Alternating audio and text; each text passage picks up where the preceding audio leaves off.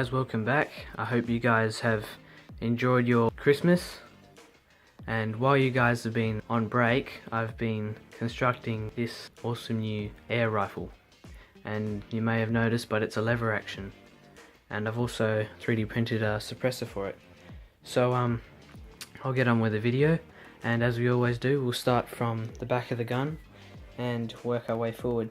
So I've created this whole stock out of pine completely. So I've just got 2 blocks of wood and bolted them together, and then I've bolted through the blocks of wood these other thin pieces of wood that attach onto this stock at the back here, and then that branches through to here, which is the main grip. I've actually got to neaten that up a bit. Those just bolt in here.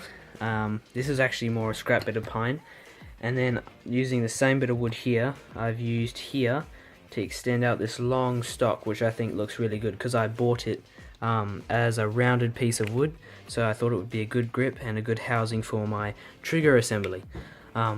So we've got bolts in here just to hold these frames, this side of the frame together, and on the other side, as you can see, the bolts poke all the way through.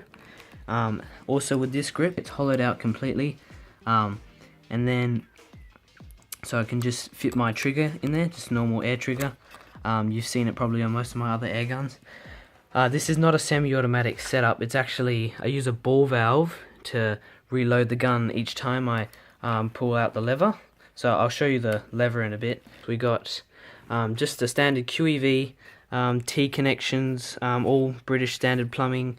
Oh yeah, I forgot to mention this tube here leads through to the back and through to our Nito fitting that we use on most of our air guns. And I will be getting a HPA bottle for this, so I'm hoping at least 200 shots off this gun and the majority of my other air guns. So anyway, we'll keep working our way forward. So we've got just some more connections here that lead into the barrel here, as you can see. Underneath, we've got another T connection, right? This is our air chamber, and I've just measured this roughly to the length of our barrel, so it's got roughly the same volume as our barrel, and therefore it supplies our bullet with a sufficient amount of air pressure all the way through the barrel of 200 psi. And so we've also got here a this is actually a bicycle filler. No, it's a Schrader valve refill connector, and it's actually, I'm just using it as a blocking off point, like for the T fitting, because I needed this right angle off the T connector, but I didn't need the other side of the T connector, so I just blocked it up with this, because that's all I had at the time.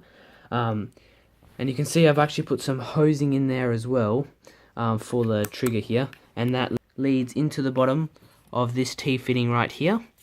So when you pull this trigger, you know, activates QEV, shoots the round off. Sure, you guys know how that all works. Here is the magazine, and when you load in a ball bearing, it can't fall out the end because I've actually hammered a rim onto it, so they won't fall out. But you can also just check how much ammo is in your little feeder. This whole block here of 3D printed plastic is what is used to feed my ball bearings into my gun. So here's a hole on this side. You can see here's the magazine tube, and that just slots in there. And you may be thinking, was this hard to 3D print? Well, yes and no. I mean, I did have to file out this hole a little bit because it had a little bit of stuff in it, but I was able to print this without using any support, which was the idea. And I was also able to 3D print this little bolt sled, right here, which opens back and forward to chamber each round. And obviously in this aluminium tube there's a bit of a hole that lets each round drop in. There's a little magnet there that holds one round individually in each in the chamber for each shot, and then you just, after you've got the shot in there, close this up, ready to shoot. So I'll show you the lever action.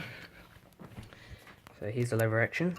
So lock forward and locks back, and in turn that chambers each round, as you can see.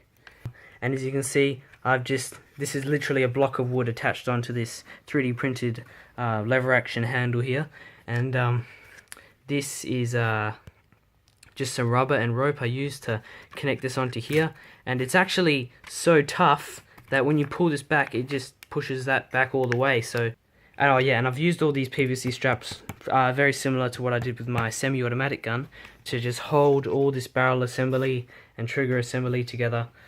Yeah, so this is just PVC pipe to house the barrel. We have the air tank, and I haven't actually secured it in the bottom here properly, but it's really good because I've got this divot here where I can seat this tank in, and it looks really neat because you cannot see the air tank like you can on my other guns. And at the end here, this was meant to be a blowhole, or what do they call it? Oh, this is meant to be a blowgun nozzle. A blowgun nozzle, yeah. And so what I've done is I've blocked it up with epoxy putty at the end, right? Blocked it up with epoxy putty at the end, and then I've actually pushed the threaded part into here and then hose clamped it on, so that's not going anywhere. It's sealed quite nicely, believe it or not. Most of these connectors are not put on properly. The hose is just literally pushed over the threaded connector. So anyway, probably should show you the suppressor.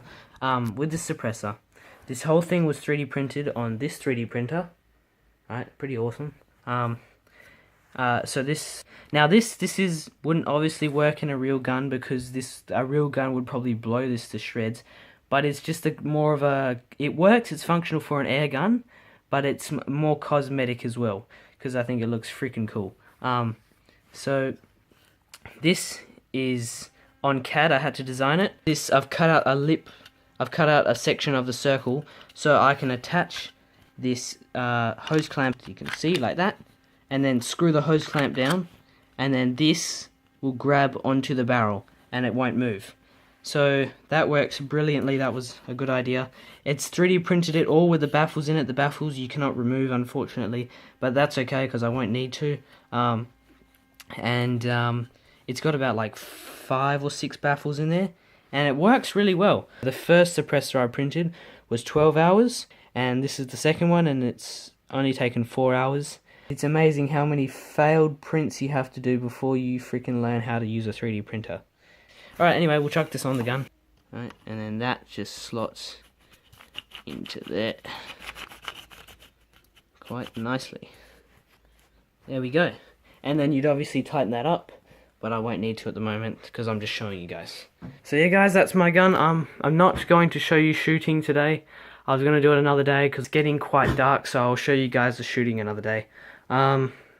Anyway, thanks for watching. I hope you enjoyed, and I'll see you in the next one.